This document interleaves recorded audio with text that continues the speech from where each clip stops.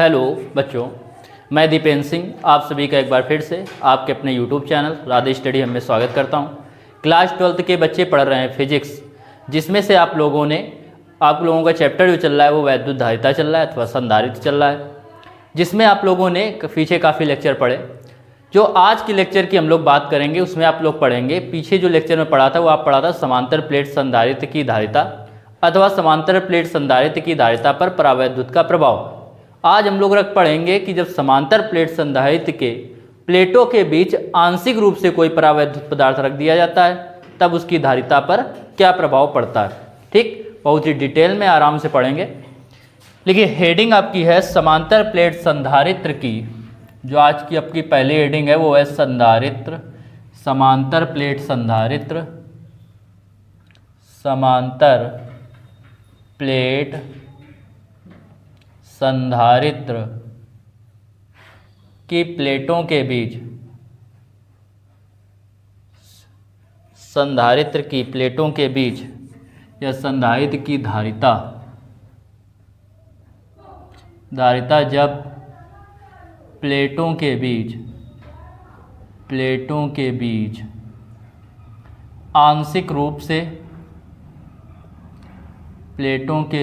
आंशिक रूप से परावैद्युत पदार्थ रखा हो, परावैद्युत पदार्थ रखा हो।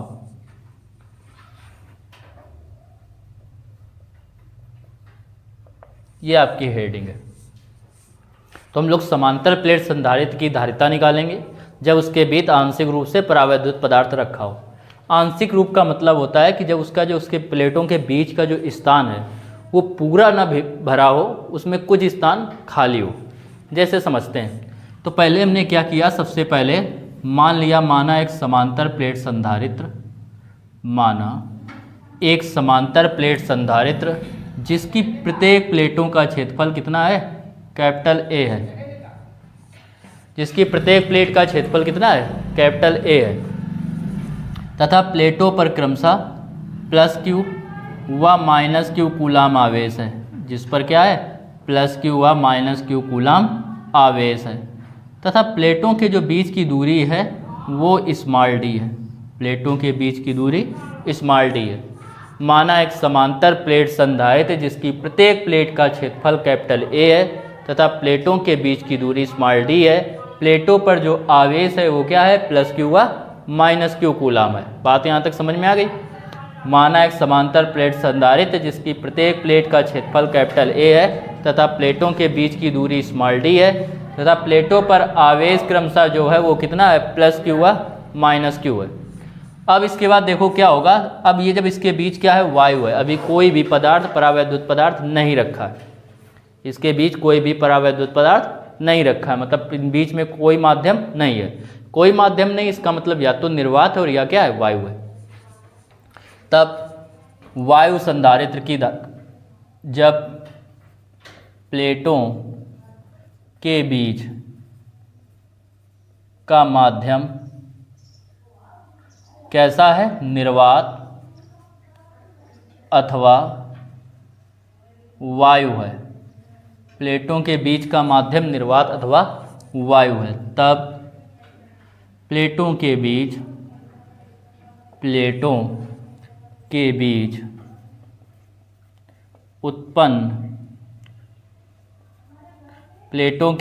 उत्पन्न वैद्युत क्षेत्र की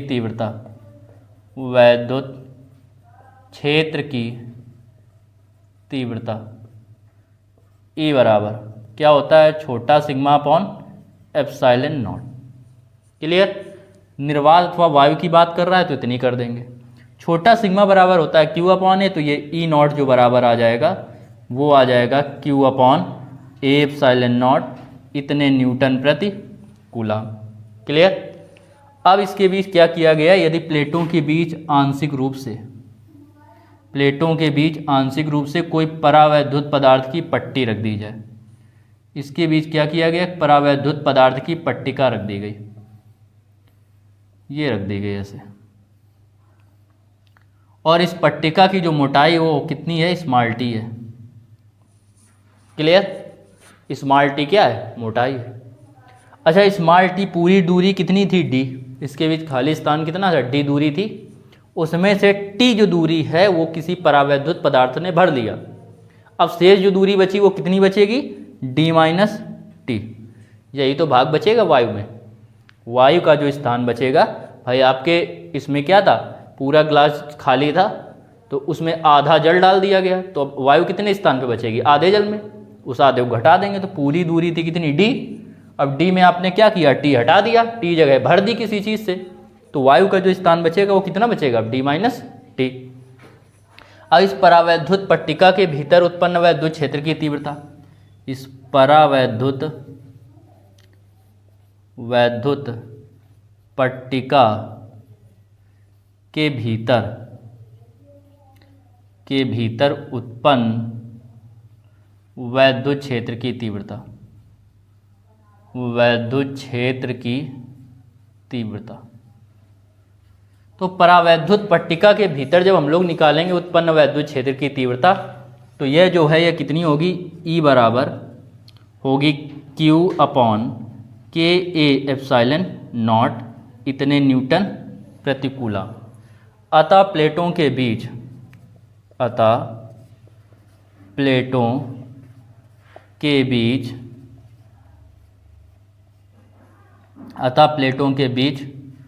वैद्युत क्षेत्र के बीच विभवांतर।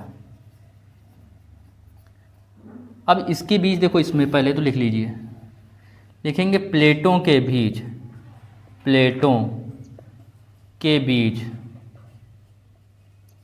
की टी दूरी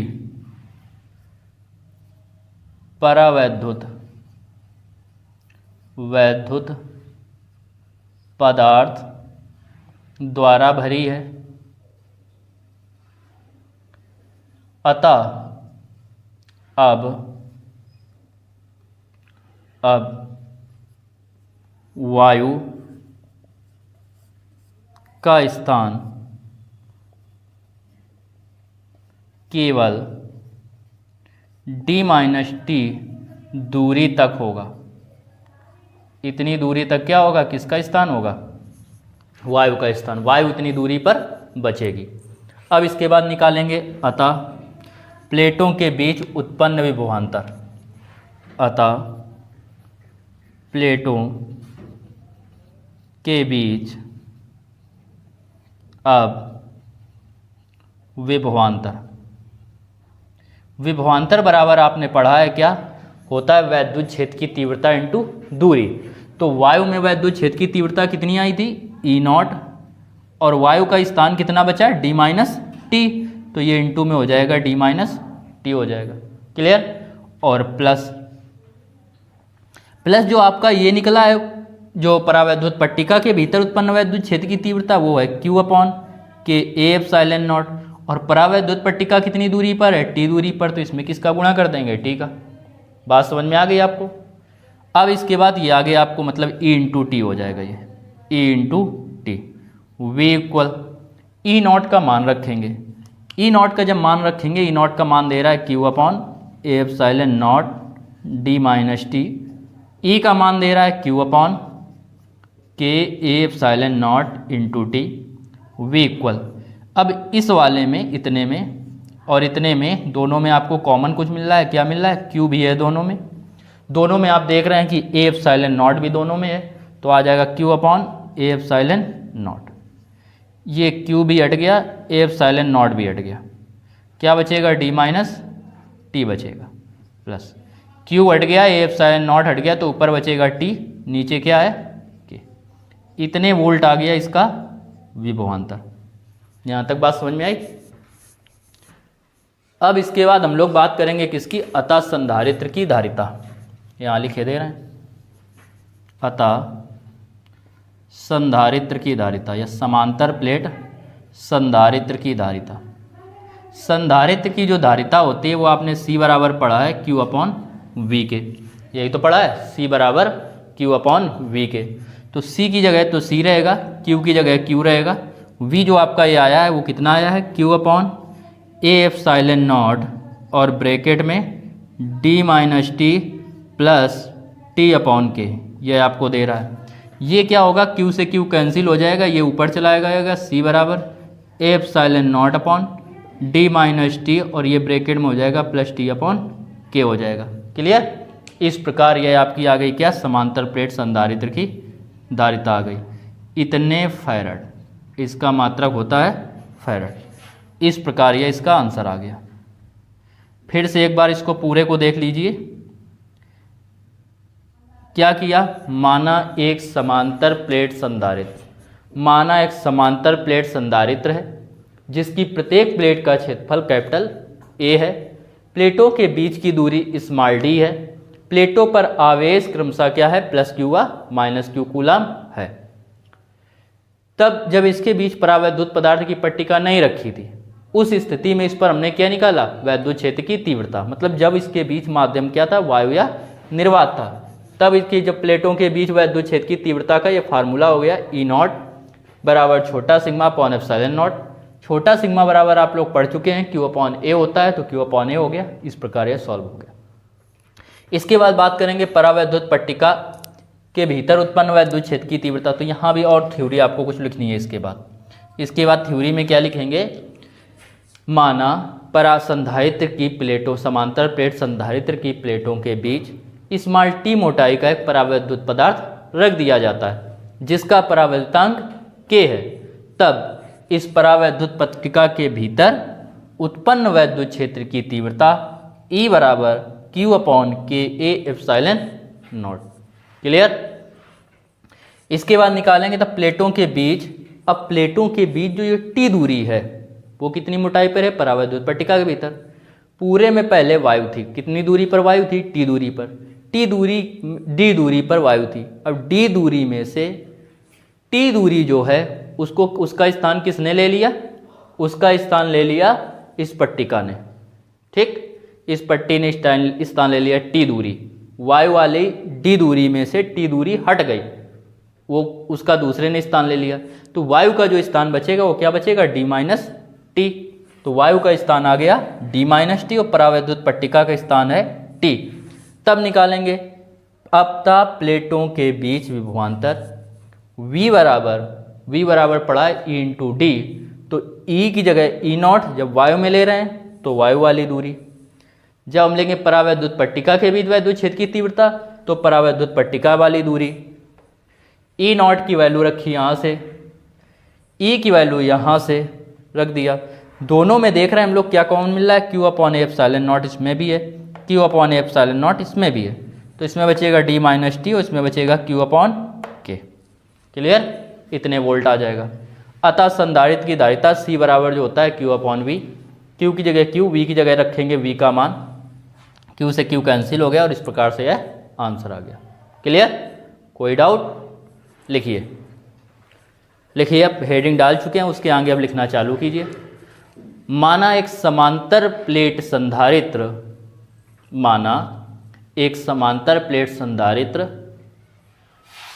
माना एक समांतर प्लेट संधारित्र जिसकी प्रत्येक प्लेट का क्षेत्रफल, माना एक समांतर प्लेट संधारित्र जिसकी प्रत्येक प्लेट का क्षेत्रफल कैपिटल A है, जिसकी प्रत्येक प्लेट का क्षेत्रफल कैपिटल A है तथा प्लेटों के बीच की दूरी स्मॉल d है, जिसकी प्रत्येक प्लेट का क्षेत्रफल कैपिटल A है तथा प्लेटों के बीच की दूरी स्मॉल d है, तथा प्लेटों के बीच की दूरी स्मॉल d है। प्रत्येक प्लेट का क्षेत्रफल कैपिटल A तथा प्लेटों के बीच की दूरी स्मॉल d है तथा प्लेटों पर क्रमशः प्लस Q व माइनस Q कूलम आवेश है, तथा प्लेटों पर क्रमशः प्लस Q व माइनस Q कूलम आवेश है, प्लेटों पर क्रमशः प्लस Q व माइनस Q कूलम आवेश है।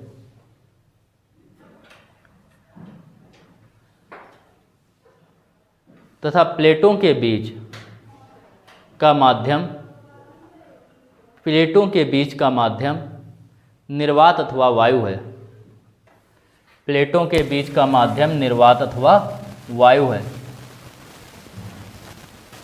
निर्वात अथवा वायु है।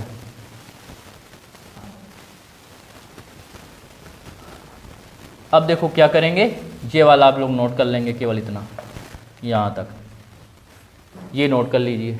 फिगर की पहले जगह छोड़ देना, अभी रुक के बना लेना फिगर, पहले इतना नोट कर लीजिए इसको। क्या दे रहा है, जब प्लेटों के बीच माध्यम निर्वात व वायु हो तब प्लेटों के बीच उत्पन्न वैद्युत क्षेत्र की तीव्रता।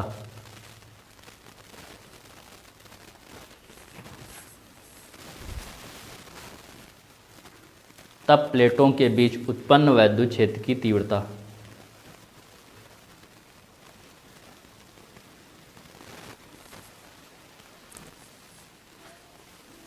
तब प्लेटों के बीच उत्पन्न वैद्युत क्षेत्र की तीव्रता E बराबर, ये नोट कर लेंगे।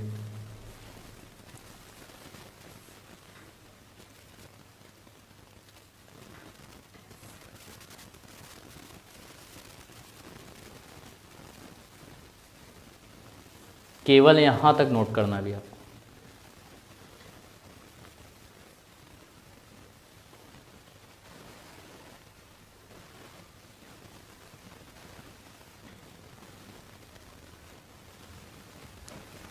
हो गया। इसके आगे देखिए अब फिर क्या किया गया, अब क्या किया गया, परावैद्युत इन समांतर प्लेट संधारित्र की प्लेटों के बीच स्मॉल मोटाई का कोई परावैद्युत पदार्थ रख दिया जाता है जिसका परावैद्युतांक कितना है, K है। तो लिखिए, अब इन प्लेटों के बीच, अब इन समांतर प्लेट संधारित्र की प्लेटों के बीच, अब समांतर प्लेट संधारित्र की प्लेटों के बीच क्या किया गया, परावैद्युत पदार्थ की पट्टिका रख दी गई। समांतर प्लेट संधारित्र की प्लेटों के बीच स्मॉल टी मोटाई की परावैद्युत पदार्थ की, स्मॉल टी मोटाई की परावैद्युत पदार्थ की पट्टिका रख दी जाती है। स्मॉल टी मोटाई की परावैद्युत पदार्थ की पट्टिका रख दी जाती है। परावैद्युत पदार्थ की पट्टिका रख दी जाती है। पट्टिका रख दी जाती है। क्लियर? जिसका परावैद्युतांक K है, जिसका परावैद्युतांक K है, पट्टिका रख दी जाती है जिसका परावैद्युतांक K है, परावैद्युतांक K है। तब ये नोट कर लेंगे, फिगर की जो जगह छोड़ी थी वहाँ फिगर बना लेना। उसके बाद तब क्या होगा, परावैद्युत पट्टिका के भीतर उत्पन्न वैद्युत क्षेत्र की तीव्रता, और नोट कीजिए इसको।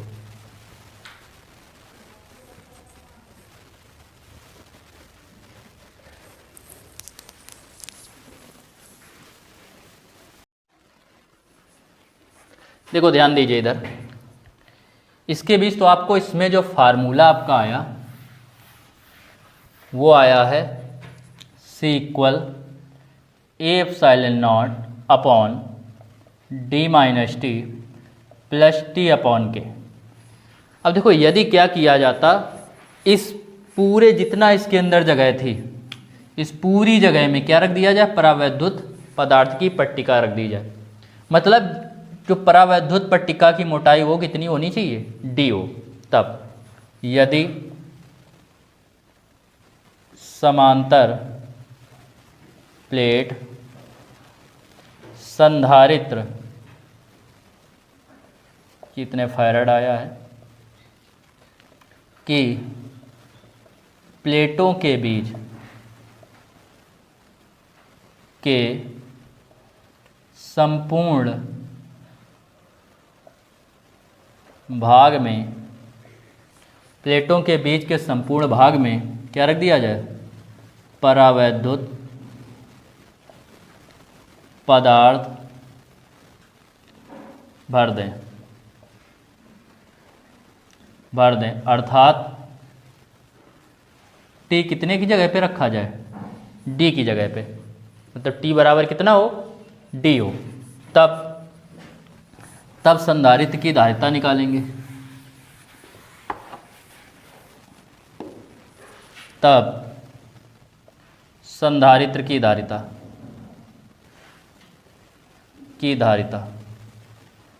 तब जो संधारित्र की धारिता C बराबर आएगी, C इक्वल वो ये तो यही रहेगा A epsilon not upon D जो टी है वो इक्वल है डी के, तो यहाँ टी की जगह रख देंगे डी प्लस यहाँ टी की जगह डी अपॉन के, डी से डी कैंसिल हो गया, ए एप्सिलॉन नॉट, ये जीरो आएगा, जीरो को इसमें जोड़ेंगे तो क्या आ जाएगा इतना, ये ऊपर चला जाएगा तो सी बराबर के a epsilon not upon D. यह सूत्र आप पीछे पढ़ भी चुके हैं निगमन में, जब क्या किया गया था, संधारित्र की प्लेटों के बीच परावैद्युत पदार्थ रख दिया गया था, तब संधारित्र की धारिता आपकी इतने फैराड आई थी। क्लियर, नोट कर लीजिए इसको भी।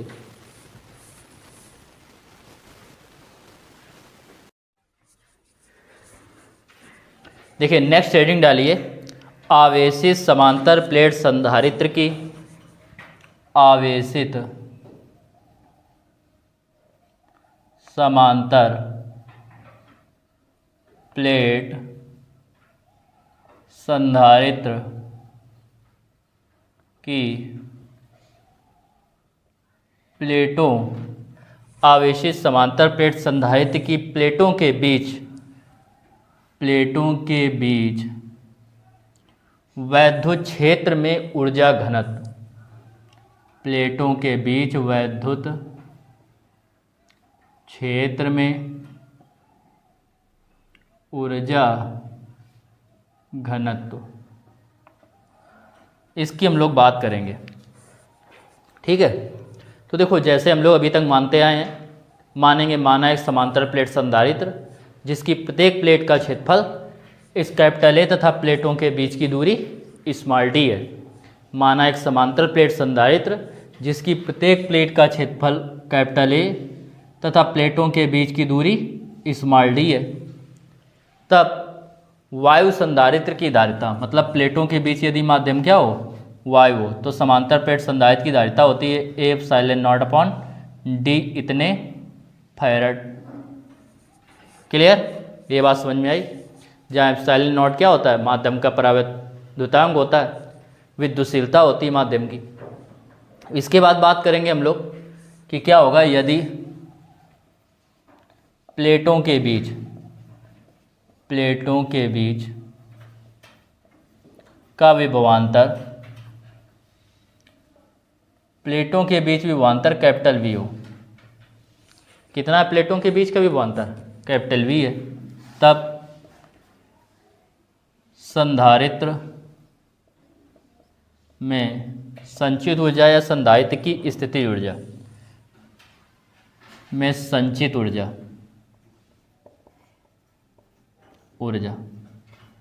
संचित ऊर्जा जो होती है वो कितनी होती है, U, और इसका डेरिवेशन पढ़ चुके हैं कि U बराबर क्या होता है, 1/2 CV² इतने जूल। क्लियर, ये स्थिति ऊर्जा हो गई। अब देखो आपने वैद्युत क्षेत्र की तीव्रता पढ़ी थी, प्लेटों के बीच जो वैद्युत क्षेत्र की तीव्रता होती है, वैद्युत क्षेत्र की तीव्रता E बराबर जो होता है वो E बराबर होता है V अपॉन डी के। क्लियर, यहाँ से यदि आप V का मान निकालें, किसका, V का, तो V बराबर क्या हो जाएगा, E इंटू ये इधर आ जाएगा।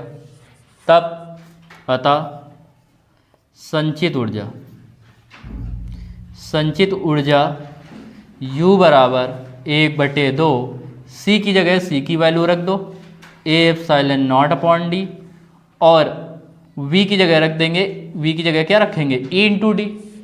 यहाँ आप देख रहे हैं क्या है, V का स्क्वायर है, जब V का स्क्वायर है तो यहाँ पे E और D रखेंगे तो E और D का स्क्वायर हो जाएगा, तो E² D²। क्लियर, इससे एक D कम हो जाएगा, तो U बराबर आ गया 1/2 epsilon not E² into D. ये जो D बचा इसको यहाँ पे लिख लो, AD into epsilon not E²। Clear, इतने जूल आ गई। जो ऊर्जा घनत्व होता है उसका मतलब होता है प्रति एकांक आयतन की ऊर्जा। आपसे निकालना क्या है, ऊर्जा घनत्व। ऊर्जा घनत्व का मतलब होता है प्रति एकांक आयतन की ऊर्जा। अब देखो समझो, ये आपका जो था संधारित्र कुछ इस प्रकार से होता है, प्लेटें, इनका क्षेत्रफल A है, समांतर प्लेट संधारित्र का, और इनके बीच की दूरी कितनी है, बीच की दूरी d है। तो इतने पूरे भाग का हम आयतन निकालेंगे। आयतन बराबर आपने पढ़ा है क्या होता है, क्षेत्रफल इंटू दूरी या ऊंचाई, कुछ भी मान लें। तो इसका जो आयतन होगा वो कितना होगा, a इंटू डी होगा। तो समांतर प्लेट संधारित्र की प्लेटों के बीच का जो स्थान है उसका जो आयतन है वो कितना है, a इंटू डी।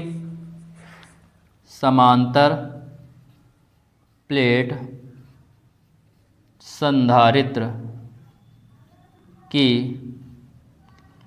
प्लेटों के बीच का आयतन